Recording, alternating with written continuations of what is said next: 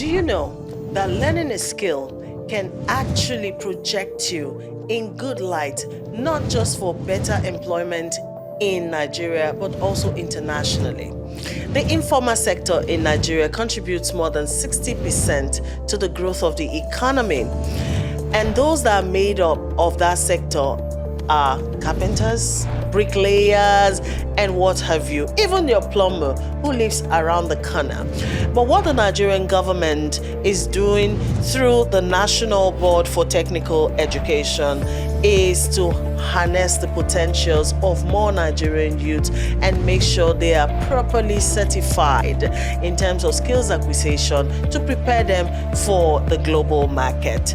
My name is Patience. Welcome to Skill4U. Studies have identified skill acquisition as the formula for reducing hunger, poverty, and creating job opportunities, and also promoting self-sufficiency and self-dependence, especially amongst the youth. So today on the program, we will be discussing extensively what skill acquisition really means in Nigeria and what the many opportunities available to a lot of Nigerians in terms of skill acquisition. Joining me on the program today, I welcome warmly my guests. He is the Director, Vocational, Technical and Skills Development for the National Board for Technical Education, NBTE, Engineer Suleman Mohammed Yusuf. Good afternoon. Good afternoon. Welcome, Engineer Yusuf. Thank you for coming. Thank you for having me.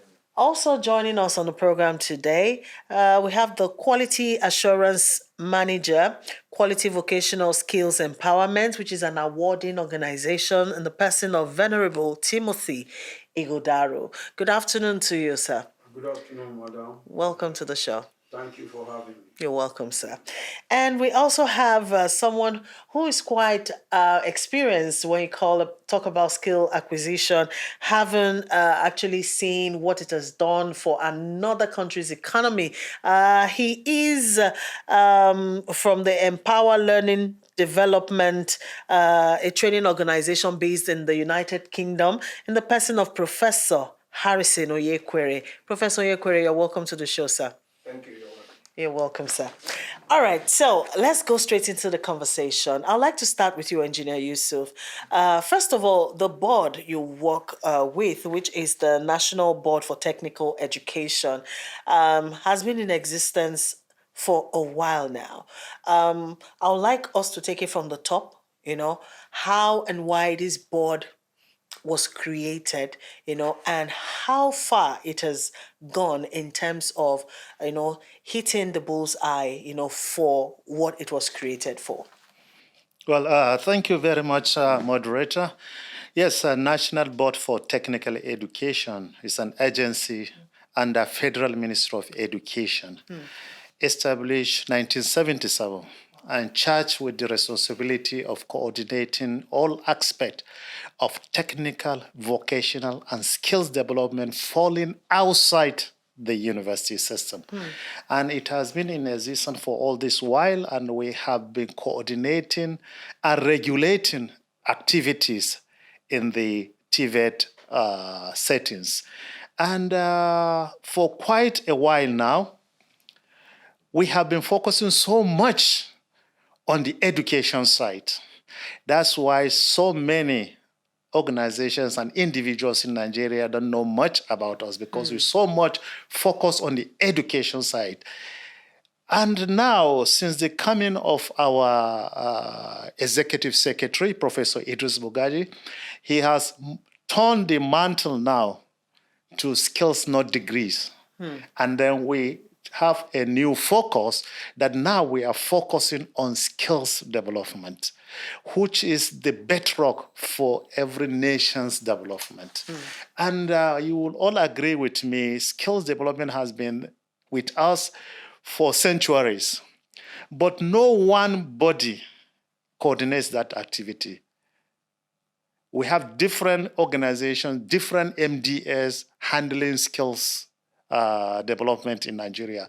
And now we are trying to bring everybody together so that we can have one focus, we can have one standard, and then we can have equality in whatever we are producing under the skills development So everybody ecosystem. under one umbrella. Under one umbrella. And that is what we have been driving since the coming of Professor Idris Bugaji to National Board for Technical Education. And with that, we didn't leave the education side, but we have been putting our strength now to see that skill centers have come up of age, meeting the needs of the trainees. Before, people think that even those people that goes to the technical education are those that are on the second class category. But it has changed. We copied that from our colonial masters, but they too, they have changed. So we have to change with time. Now, we have found that it's not the education that will take us to the promised land. It's the ability that we are able to build in these individuals that will take us to the promised land. And that ability must be standardized, quality assured, and go with a nationally recognized certification system. And that is all what we have been driving for this period now. Wow, quite interesting. And also interesting is the fact that the board has existed for more than 3 decades now, and still the awareness of it is still very low. Okay, but we'll come back to that in a bit. Venerable Ighodaro, let me bring you into the conversation. You've worked as, or still work as, a quality assurance manager, so let's talk about the quality, imbued in scholars today who have chosen to toe the path of skill acquisition. Now, the question I'm trying to ask is, how does skill acquisition impact on performance? Yeah. First of all, we have to define skill. Skill are independent abilities that enable one to do a particular job perfectly well.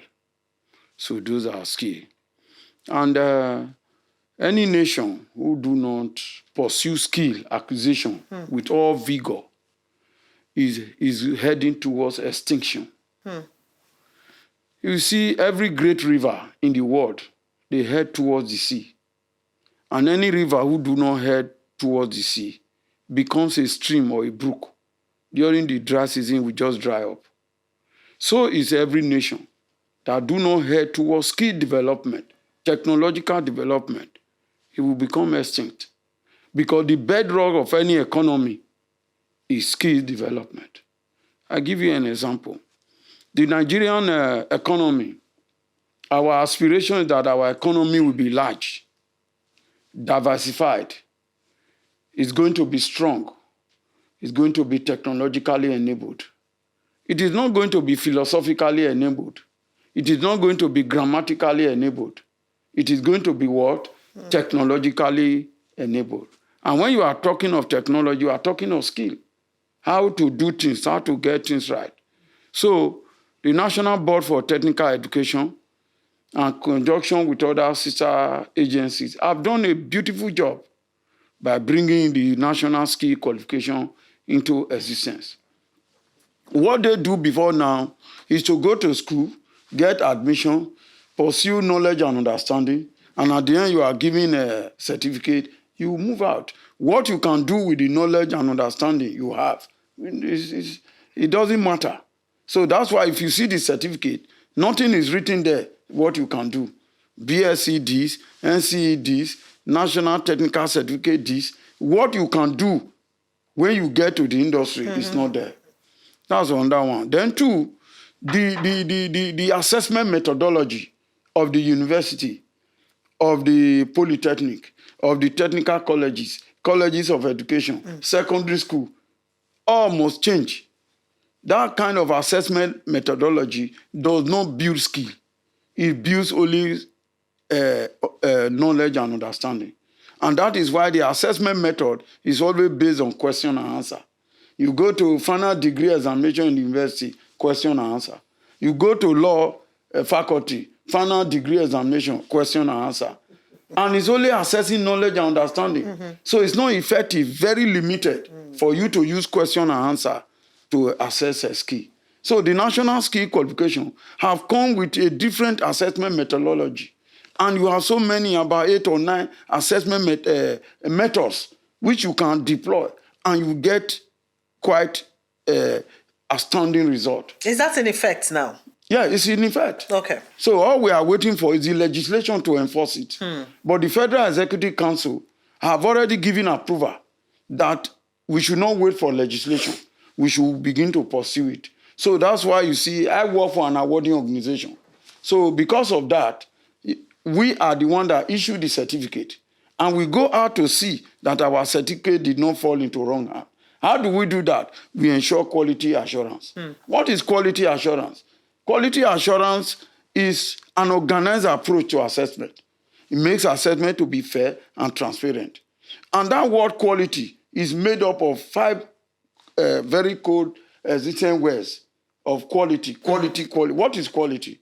Quality is possess the ability to transform. It is transformative. It is fit for purpose. You have value for money. I do you understand me? So you, in anything that you do, it's moving towards perfection. So you see that when we talk of quality, we are precise. I'll give you an example. Please do. You take knowledge in the school, for instance, in physics, we say the moment of a force about a point is the product of the force and the perpendicular distance of its line of action from the point. That is knowledge and understanding. But how do we convert this knowledge now into skill that we put food on the table? So that is where the national skill qualification comes from. So we will not say, no, don't say that. Let's transform it into skill. So you have to get the knot. You have to get the boat. You have to get the wheel spanner. What is the length of the wheel spanner? Because the perpendicular distance. So he applied. When you apply, don't use so much effort because you will break the boat and create more problem. So the national skill qualification will give you the idea to deploy this theory in physics into practical terms that will put food on the table. So that is what we are doing at the moment now.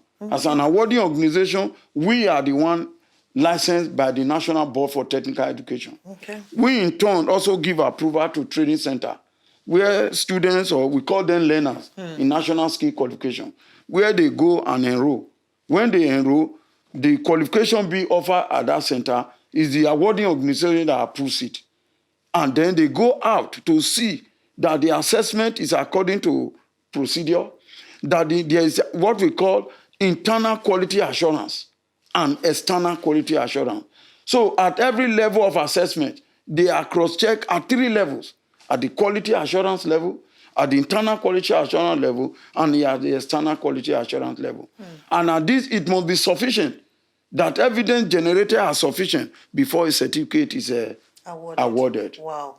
It's quite a lot of work you're doing, even from the little you have told us. Thank you so much, sir. All right, let me come to you, Professor Onyekwere. You have been privileged, to have not only trained, but to also have seen how skill acquisition works, in another country from Nigeria. So maybe you share with us your experience, how acquiring skills really has boosted, the economy of the country you're coming from. Thank you.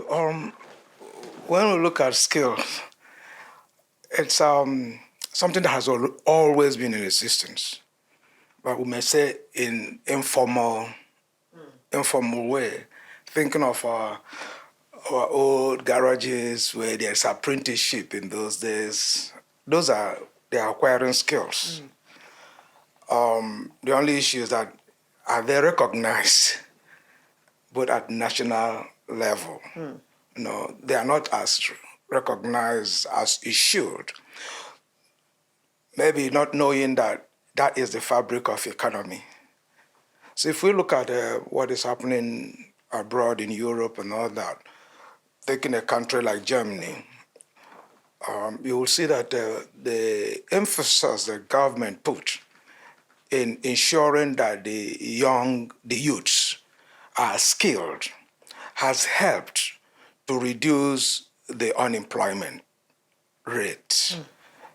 Even recently, after the COVID and all that, we know that this crisis of issues with job and unemployment rising and all that. But in a nation like Germany and UK also, we see that the emphasis they have been putting on skills has helped to, would I say, map up the youths who, yes, they have our conventional education, but there is no employment. So skills becomes an area that helps to engage them in an area that they can become self-employed. It builds entrepreneurial aspects of the nation, knowing that whatsoever that we're using within the global framework is all produced by skilled men. And that is what other nations has focused on.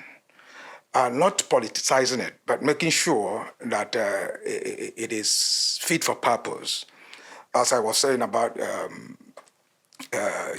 Germany, the issue of, we call it vocational qualification, emerged in UK in 1986. At that point, there was quite a high unemployment, not mentioning the political government that is on and all that at that time. But as it emerged, it began to take over the formalizing of the skills within the nation, picking up also from grassroots.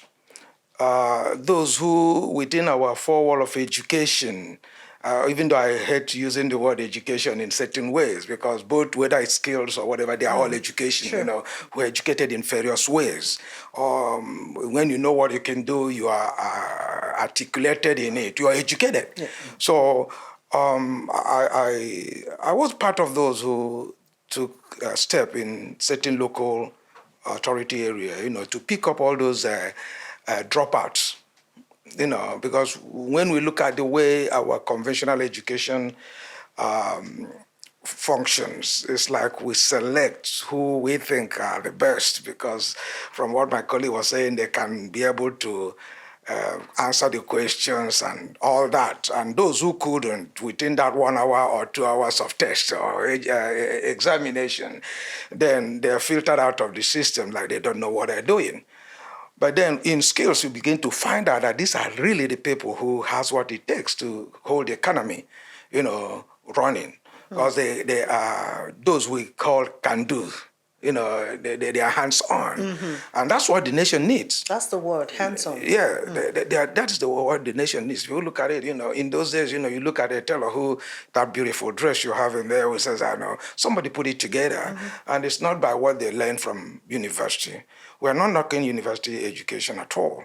But those are the things that other nations has picked up, mostly in Europe, and find that it is very important to recognize this informal sector, they say, and bring them into formalization, that nationally they will be recognized. And another point about the skills, and you look at it helps to bring our industries to the forefront of ensuring that the production that each nation is producing meet up the international standard or benchmarked.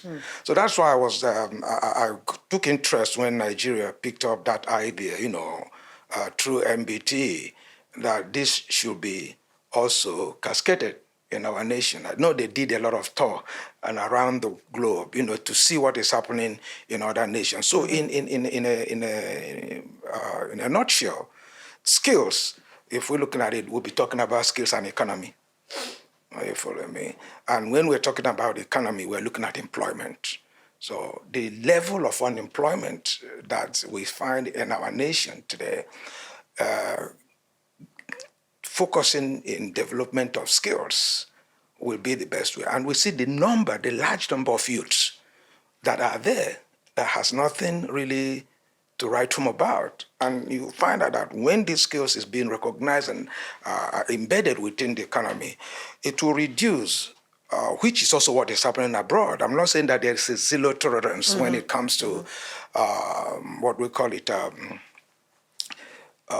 some behaviors that are not healthy to humankind. We have terrorism, we have banditries and all sort of things. And sometimes we'd say that an idle hand is a devil's workshop. So can I put it in that way, that the skills take away that devil, remove the devil's workshop and bring an economic workshop? Thank you. I think that that is where we are at the moment. All right, thank you so much. Let me come back to you, Engineer Yusuf.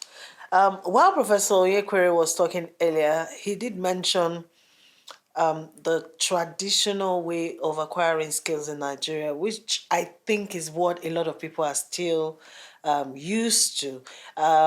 When someone is not doing so well academically, the obvious advice would be go learn a trade, go learn a skill, and then you find out that people learn the skills for themselves. And even when they do learn the skills, they begin to operate for themselves. So in that regard, they are acting as a standalone individual. Pricing and every other thing else that goes with that is based on their own, preference. So, but he also mentioned how government harnessing the opportunities in skill acquisition, becoming a regulatory, a monitoring agent, and all of that has helped, in some other world economies. What are the efforts of the Nigerian government to see that there's a shift in the mindset of Nigerians, first of all, towards skill acquisition, and second of all, creating like a synergy, for everyone who is acquiring skill across board, to know that, there's a regulatory body from government, that is doing so much for them, and then everybody operates in harmony. Do you get my question? So what's government doing in that regard? Well, it's doing a lot and is trying to seek partnership with organizations like yours. Okay. Government agency cannot sit within their offices to say they are advocating or they are sensitizing the nation, but we need the media, both electronic, print. We need to have a handshake and partnership to see that this message has reached where it's supposed to reach. At the level of government, the Nigerian Skills Qualification Framework was introduced. It was introduced and approved in the year 2013 during the Goodluck regime. They approved the framework that now let's standardize and formalize even the activities that is taking place in the informal economy. Because studies have shown over 60% contribution to GDP comes from the informal sector. Economy. So why are we leaving it unregulated, uncoordinated? They need the support of government. Government needs to see what they are doing and then help them to do it better. Economies like the Asian economy started this way. Large number of informal were formalized, standardized, and then we have been seeing the product all over our country. So government has introduced that skills codification to bring about the platform whereby this standardization and quality assurance will be taken in place. And government is not ready to do that activity alone. There are different actors which were not in existence before. They were established. Some already were established by law, but they have not been taken that component of the activity to put it into action. So the government has these actors. One, we call them the sector bodies or sector skills council. When we mean sector is group of like minds in a particular occupation coming together to develop standard of practice within their sector. And with that, they will guide the government into doing the right policy to support them into the production of the manpower required for their sector. And for this issue of unemployment that we have been crying about is that there is this gap between what our formal system and even the informal are producing and what the employers are looking for. And it keeps on widening by the day. So how do we reduce that gap? It's through the formation of the sector councils that will sit down, being in the occupation, being the practitioners, they know better than anybody. No professor can sit in the university to say it will draft what is expected to meet the need of employers. You must bring them in.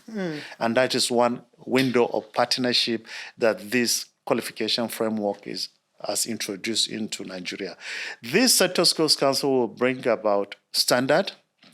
They will give the government information that, no, we have enough in this area, but we need you to produce A and B and C. And if you are to produce in A, B, and C in your formal system, this is the standard, which means is their expectation that whosoever is coming out from that either university, polytechnic, technical colleges, and so on and so on, must possess that ability to demonstrate A, B, C before it can be fit for purpose or fit for that employment. Okay. And with that, that means we are producing employable graduates. The second, meeting the needs of specific employers. Yes. And the second component is the awarding bodies. Okay. To manage quality is a very difficult thing. And if one organization believes that they can do one quality as a standalone organization, I think it's a wrong step. So in this context, the person that developed the standard, we say is the Sector Skills Council. Now, the person that is training is not the one supposed to do the certification. So meaning that there will be checks and balances that would ensure quality is entrenched in the delivery of the training and the certification that will come out of that system. Okay. So that is the role of the awarding body. They will take the standard developed by the Sector Skills Council, break it down into qualifications that will be run by the training centers. And they will be the one responsible now for the registration and approval of these training centers to be sure that they have both human and material resources required to deliver that program. Okay. And not forgetting that skills cannot be acquired within the four walls of a university, polytechnic, or technical college. There must be the partnership, a handshake between the awarding body and the Sector Skills Council. And the Sector Skills Council are the owners of the enterprises, the industries. So we are expecting product from the training center will have the basic knowledge and the skills required. Then they will move into the industry for an internship or a traineeship program that will embed the knowledge they acquired into having the competencies required by the system. And in doing that, meaning that we have all hands on deck, that the employers took part in the training, right? Because the open window for the trainees from the training center to come into their organization and learn hands-on. And that hands-on, since it's not simulation, it must be quality assured, because the product that are coming from the organization of industry are products that are going to be go to market. So you can't send your substandard product because you will say that, no, it's trainees that are producing it. No. So meaning that supervision and quality will be entrenched. So All quality in your product, so also quality in the training. And that's how the handshake. The training center is there, somebody is looking at it, and then NBTE is having the oversight function to check that all these elements are working towards achieving standard and quality. Great. All right. Venerable Ighodaro, getting into a technical college in Nigeria today is quite cumbersome. I tried myself, so I'm talking from a place of personal knowledge and experience. So what are the steps taken in that regard, seeing that government is now ensuring that more youths, begin to key into the whole skill acquisition program? What steps is being taken to make sure that being a part of this program, is easy and accessible to the youth? The getting admission into technical colleges before now, as you have said earlier, that they assume that they are third-rated candidates that go there. So that's why you find out that in some city like Benin now, they have only one technical college. How many grammar schools? How many secondary schools? How many high school? There are so many. Now, the only technical college that are few, in Lagos there are few. Sometimes you see a state having only 6. Some have 4, for instance. So now, before now, we call them technical college, government technical college, federal technical college. But they have changed their name to Federal Science and Technical College. Now, what science are they teaching now that were not being taught when it was called Federal Technical College or Government Technical College? There's nothing they are teaching now that was not being taught. But it was changed in the sense that they said they want to introduce a feeder school into the school because they were not getting candidates, a feeder school. So they now open a lower arm. Instead of the name they're supposed to give it, they gave it junior secondary school. So in a technical college, you have junior secondary school arm, you have a vocational arm.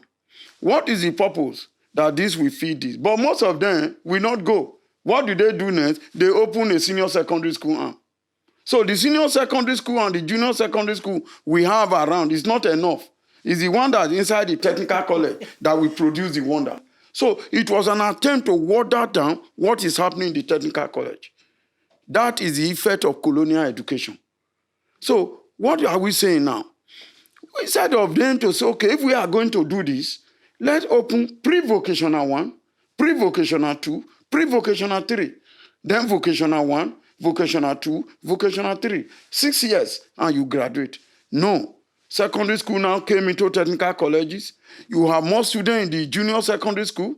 You have more students in the senior secondary school. While the technical area, which it was open for, you have very few students. And there is also even degradation that I don't want my son to go and read this vulcanizer mechanic. Now, let me tell you, technical education is the only education that can exercise the human intellect or mind to the utmost limit. That at the summit, the mind will function at great heat. That is my own definition. Because we require technical education to sustain the word of God to proceed. You can read it from the scripture. Where Moses' hand was supported to remain up, it was by technology, so that his hand will not wither. So therefore, any country that relegates its technical colleges, they are not like that. Now let me give you further. In the technical college we are talking about now, they only do vocational assessment. That is, the teacher will give them work to do, teach in the class, take them to the workshop, or take them to the laboratory. What do? He will conceive a project, produce this project for them to see. After that, he gives them the drawings and the write-up and say, okay, produce one for yourself. Everybody produce one for yourself. But those projects, are they viable? Do you sell them? Do they have a return? So the material are gradually being depleted. Then the next thing you now write for new material, if the money doesn't come, then no more practical work.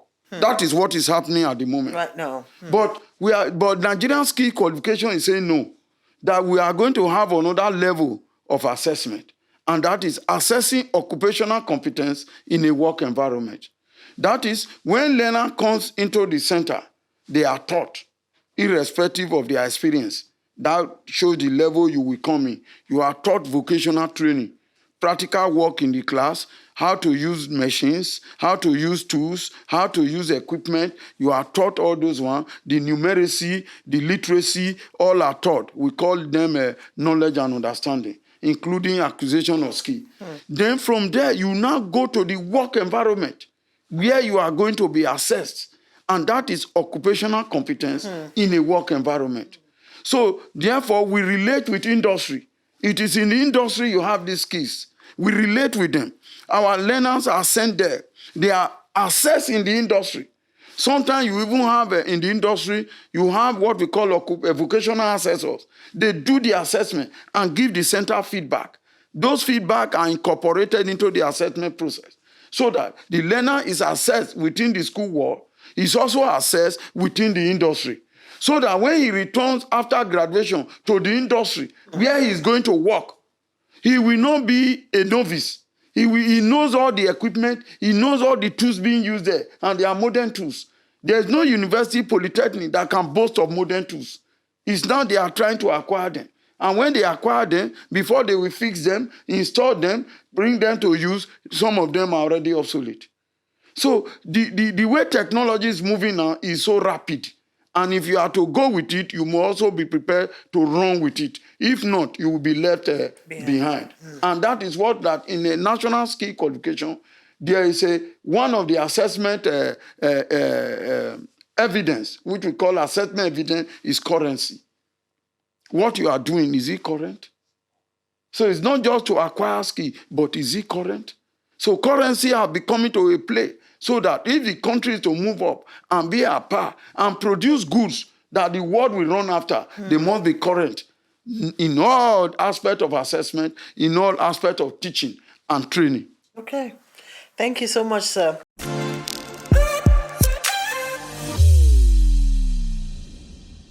Welcome back.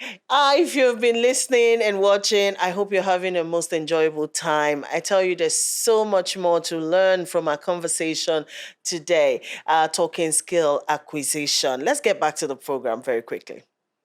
Welcome back. We're still discussing skill acquisition and also talking about the many things government is doing to actually regulate and coordinate everything around that in Nigeria. All right, so gentlemen, let's talk about the kind of skills you can actually acquire in Nigeria, because when you talk skill acquisition, people are always very quick, to limit it to things like carpentry, vulcanizing, and things like that. So what other skills really can the youths really go in and learn?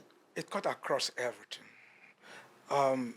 When we talk about skill acquisition, let me take back to what in UK when we started, we call it MVQ. Right? We have in construction, mechanical, hospitality, Okay. dressmaking, even barbers, customer service. I did at that time. We also have even in legal professions. Okay. The skill acquisitions are there. Just name it. I'm just looking at another area. We'll think that that is not even part of it. Childcare, health and social care. Those that manage and look after our elderly people. Okay. Those that look after our children or young people. So in every aspect of every walks of life, there is skills embedded in each of them. Okay. And as I said, that some of informal situations, things that people don't even know that it is a skill. Flower arrangement. Wow. Will it surprise you? Even undertakers, funeral undertakers, grave diggers. There is skills. But, we just look at shoemaking, plumbing, bicycle repair. It goes beyond that. And I'm talking about the areas that I've been involved in, seeing what they are doing over time. So it is cut across. I just want to pick up something that you mentioned before. And when we look at it, you're talking about the difficulties in entering into polytechnics or universities and technical colleges. When they started, even Germany are still running the dual system. When I say still, it's not that they are expecting to stop. The vocational route was developed in a way that people can still get back into university through vocational route. At level 3 or level 4. That means that in every education establishment, they have these skills of vocational department that people will go through and still qualify, get that university a certificate, okay, if it is a name, that they have been there without going through the, like was a JAM, A level and all that. I think, NBTE has also drafted, the framework to see which level appears to each of these route, like diploma, first degree, masters. So the route is there through vocational or skills route that brings people back into it. So I just want to clarify that before we look at it. So in summary, it cut across every walks of life. Okay, so, and I think my colleague here will be able to tell us how many areas that has already been developed in terms of areas that it is. Over to you, Engineer Yusuf. Okay, yeah, thank you very much. Yes, as you rightly put it, which skill area is expected to be based on the need of the economy.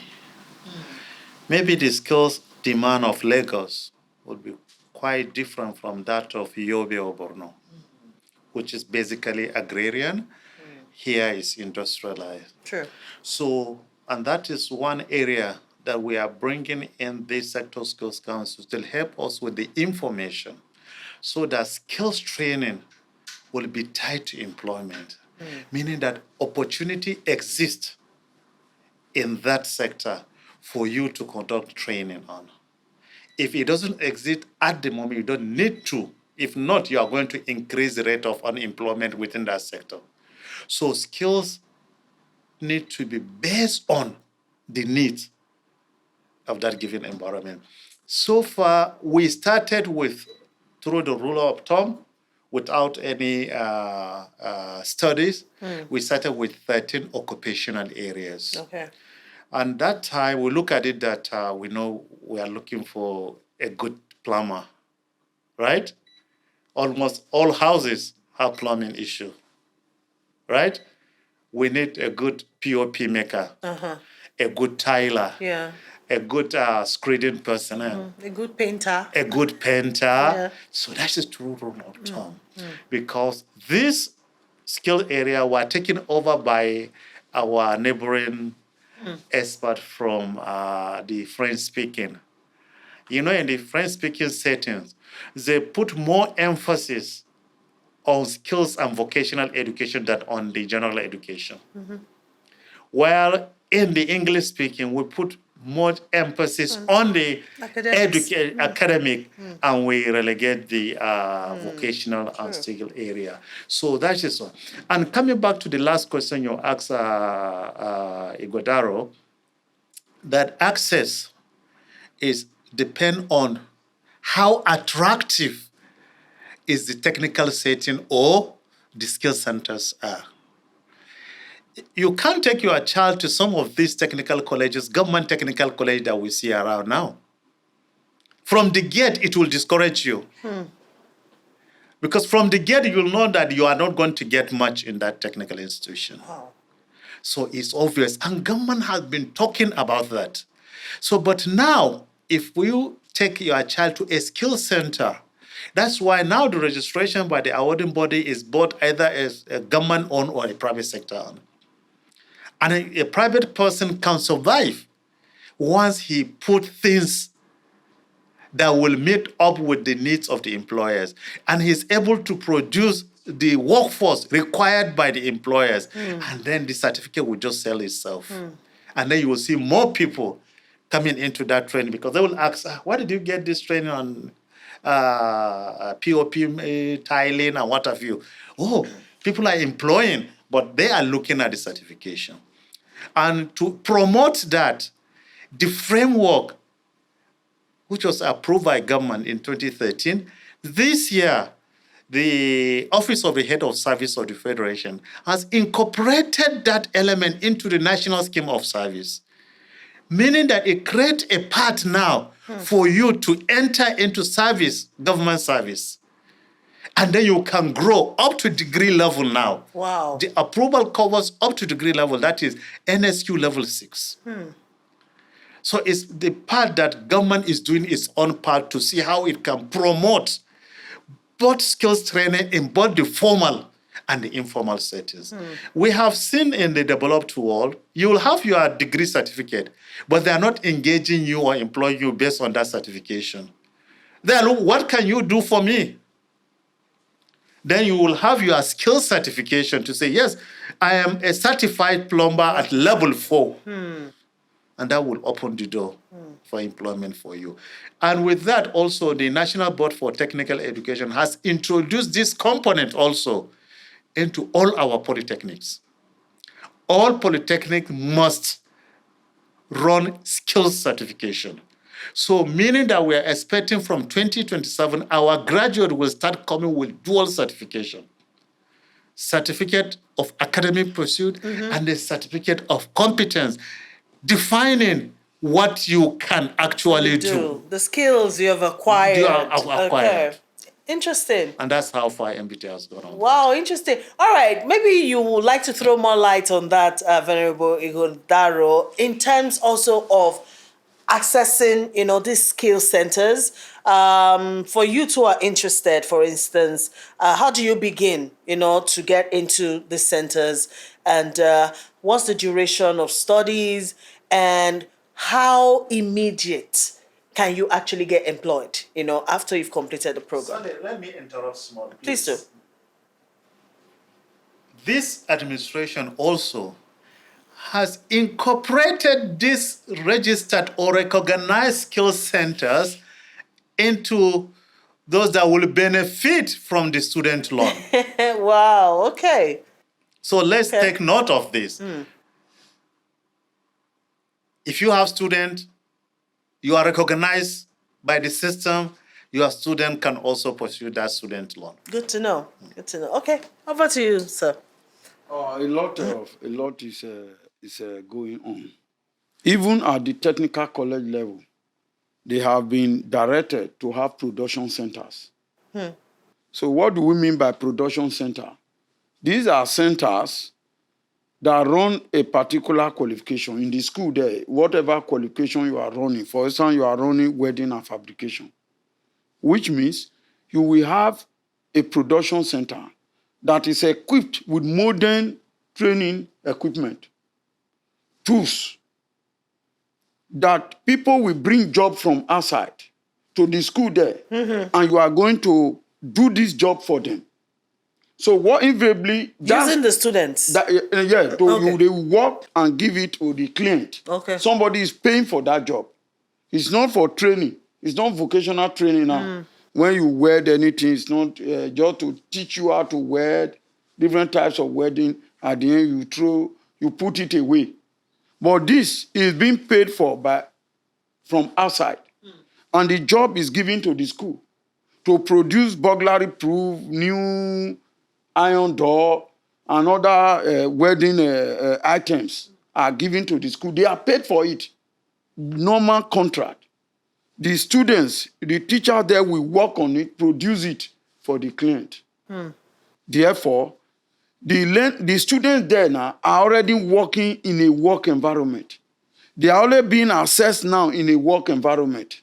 So because of that, skills will be acquired in the school there, that when they go out, they will be able to exhibit this skill, demonstrate them in a work environment. Now, if you go to the polytechnic or the university, as currently as it is now, what we are looking at, students come through JAM, and teaching is going on. All the project work are given by the professors and the lecturers. When they finish, is it the university that is going to employ them? If not, they will employ them. Because the society they are about to serve are not taking part in the assessment. They are not taking part in the training. But the national skill qualification is different in the sense that in the university or polytechnic, they send their students for Swiss, student works industrial experience. but it's not assessed. It's not forming part of the requirement for graduation. But in the national skill qualification, it is an essential area. While you are there, there's going to be a follow-up from the training center.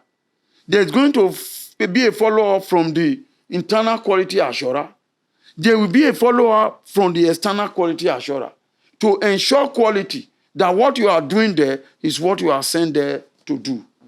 So because of this, the learners from national skill qualification, they are going to be empowered because they are not using syllabus.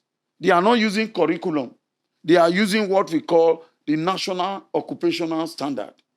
This NOS is broken down into various trade levels, and each qualification has a number of units.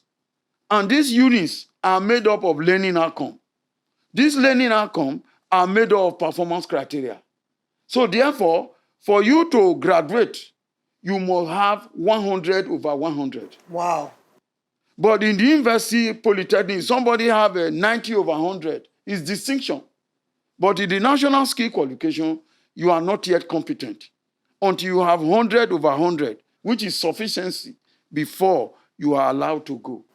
So you are talking of how long does it take. It depends on individual. Duration. Okay. You are not going to wait for your class, May, June, Wow. November, December. No.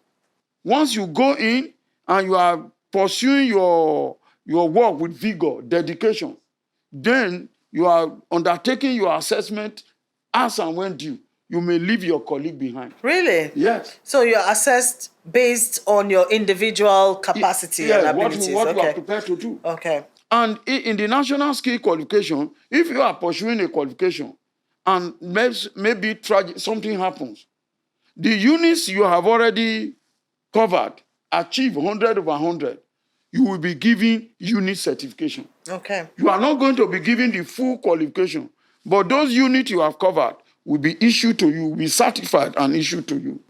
So next time, within some period, you will come back and conclude the certification. Okay. So there's what we call a RPA, recognition of prior learning.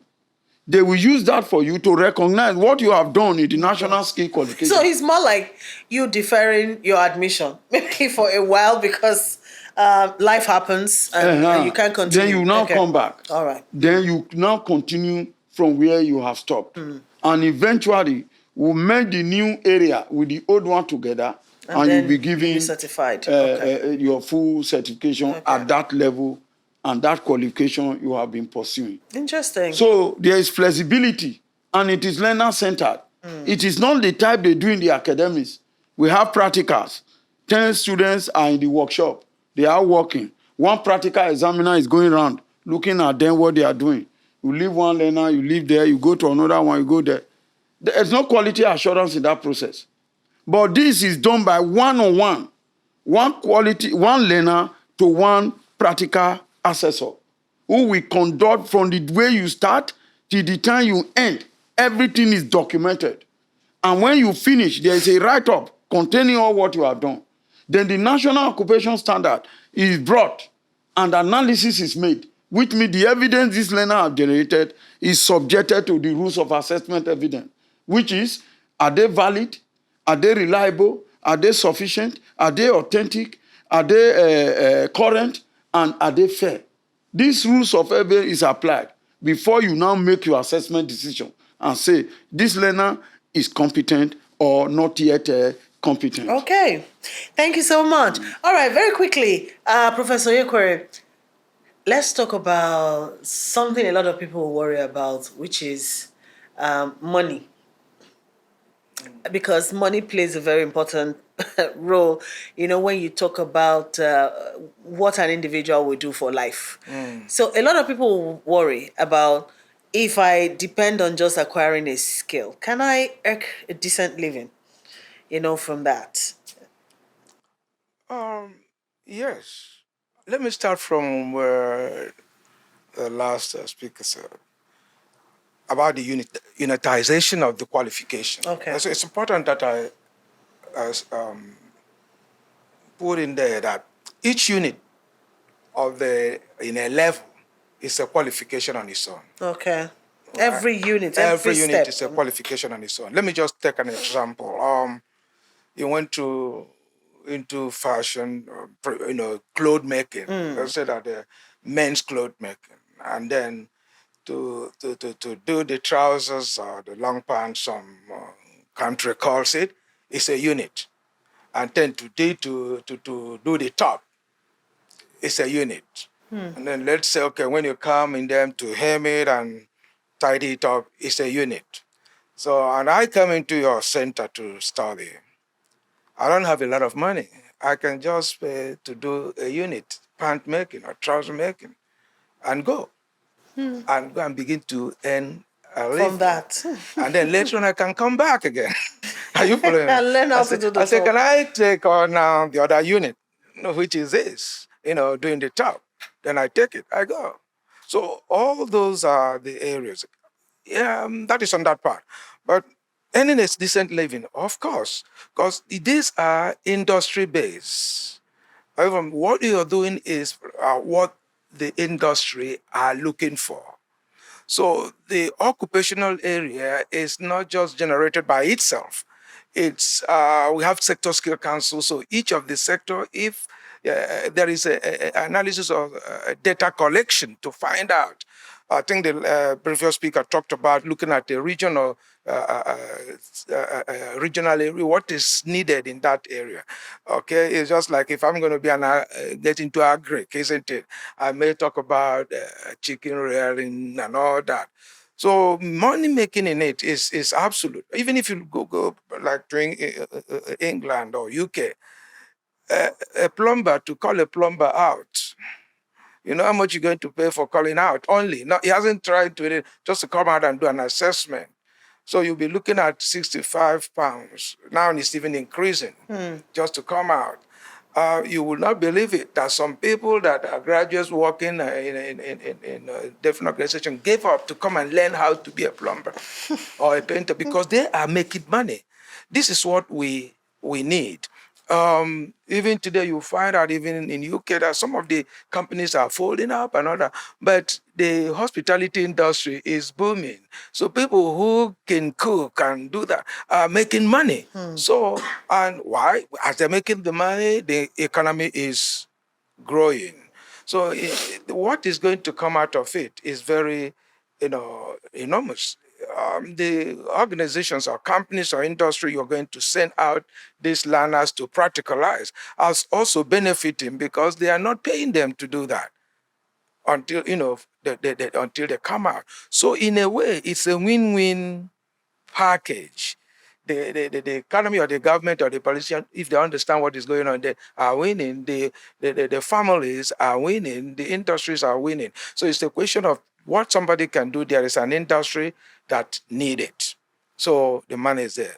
What we should be worried about is funding those who are coming from the grassroots or from poor background that haven't got what it takes. Are you following me? To Yes, sustain their education or their training for 3 months or 6 months. That is where funding becomes important. Government are needed to, to fund, to make a way to fund these people. Thank goodness of the loan scheme that is coming out, that also those that are in skills component are going to benefit from it. But as for what is in the market, if I take also what the last speaker, previous speaker was talking about, that we go out and pick up our neighboring friends, French speaking, to come and do our work for us. You can see there is losing of earning by the indigenes. But if we get it right, you can see that we can even export, our goods because it's of quality. So if I look at in terms of what is in it for me, which is always my slogan, what is in it for me? When the learners are coming in, I say to them, first of all, find out what is in it for you so that you can be committed to it. And at the end of the day, it's like showing those ones, the avenues that they can able to benefit. Obviously, if you know what you're doing and if the nation understand what is rolling out now, then they will be able to be looking for those ones who have these skills, who has acquired it. and then they will be employed. They will Okay. make money. There will be food on the table.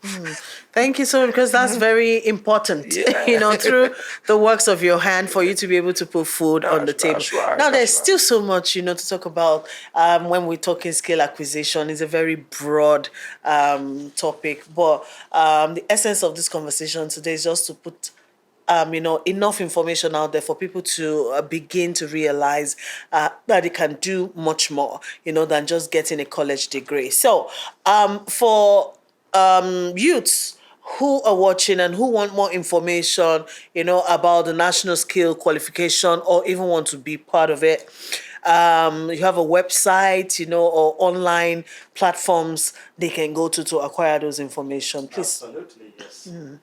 We have a website, www.nbte.gov.ng, that they can access and they can get some basic information.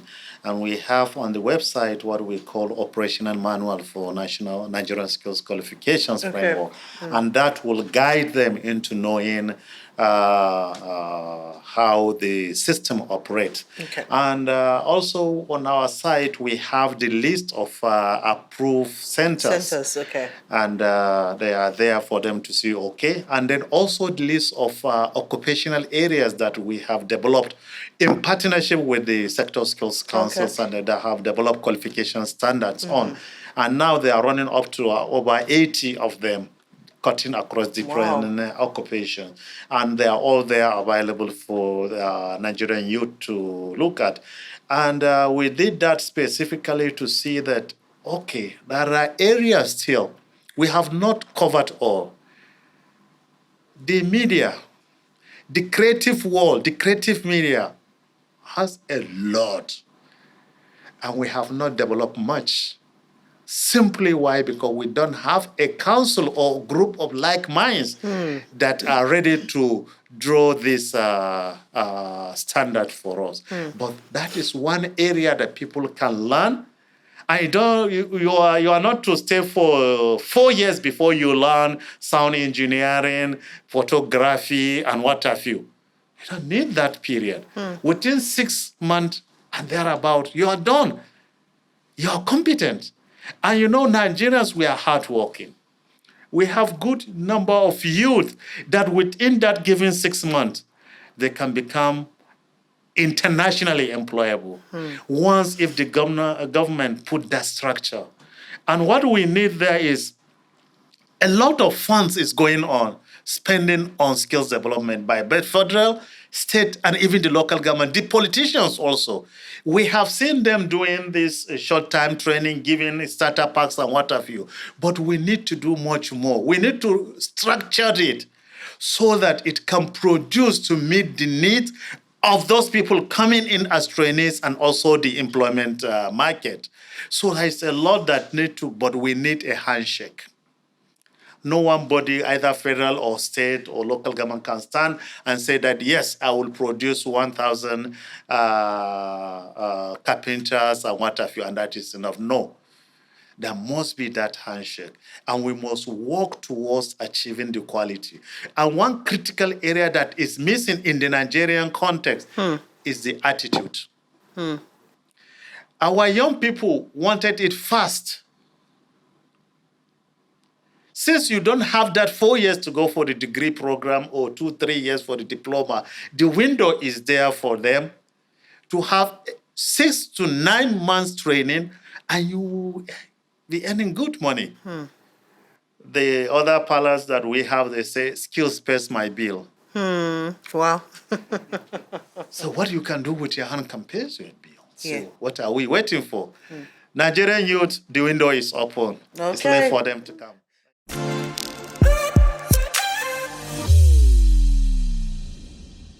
Welcome back. If you've been listening and watching, I hope you're having a most enjoyable time. I tell you, there's so much more to learn from our conversation today, talking skill acquisition. Let's get back to the program very quickly. All right, thank you, gentlemen. It's been such an enlightening time with you discussing skill acquisition and the many opportunities inherent in that. So before we call it a day today, maybe you each give, last words, to the youth who are watching and listening, so that they can key more into this. Starting Well, with you. okay, thank you very much, Lady Moderator. Nigerian youth, the government before has left you behind, but now the new administration is trying to carry you along. Lot of programs are coming up. This new administration has established an office of a senior special assistant on technical, vocational, education, and entrepreneurship that will promote the needs of these young people to becoming entrepreneurs. So take that advantage and let's work together to see that, yes, we make Nigeria great. Thank you, Engineer Yusuf. Venerable Ighodaro. The new administration must restructure its educational system because education is the most powerful means of social control. Thank you so much, sir. Professor Onyekwere, parting shots. Thank you, moderator. I will address to the youth to say to you, your future is in your hand. You're better than what you think you are. If other people can do it, Nigerian youth can do it. And globally, Nigerians are seen as those who are very intelligent, very resilient. So I want you to take the opportunity, key into skills so that you can become the best in the global framework. Thank you. Thank you so much. Thank you once again, gentlemen. Thank you for coming. And I think I'll be running with, your last words when you said skills pays my bills. Yes. Yeah, that's why I love it. Thank you, everyone, again. Thank you. And that's about it on today's edition of Skill4U with Patience. I hope you learned a thing or two. And don't forget to avail yourself of these many opportunities brought to you by the Nigerian government through the National Board for Technical Education. Please go online and go on their website, Google them, and find out how you can be a part or can benefit from all of this wonderful program brought to you by the Nigerian government. Don't forget, skills can pay your bills. And thank you for watching again. We hope to be back next time. If you have enjoyed this program, please share, like, comment, and subscribe so we can grow faster and serve you better. And this program, Skill4U by Patience, is brought to you courtesy HTA Studios. See you next time. Bye.